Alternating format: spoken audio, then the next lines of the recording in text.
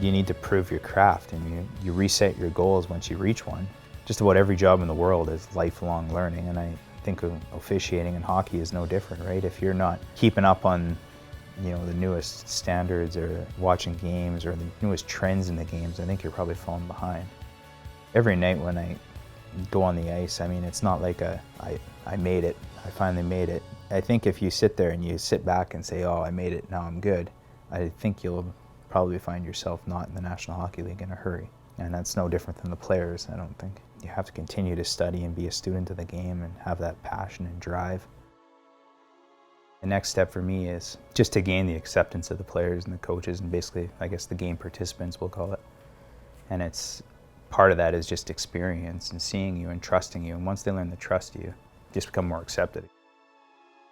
You're guilty of it in every league you work, that you'll say that a good ECHL game is just as good as a lower level American League game, which isn't, in my opinion, isn't necessarily true. And you get to the American League, it's a whole entire other level on top of that. And then you go from the American League to the National Hockey League, and the National Hockey League is like 2 levels above the American Hockey League.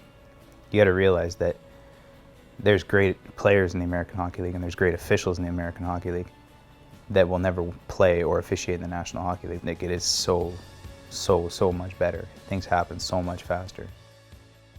We live out of suitcases. I mean, you learn how to pack, you learn how to travel.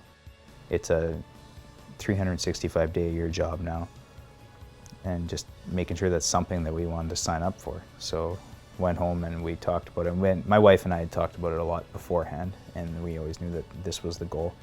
We decided that it was for us, and we were ready to dive right in, I guess.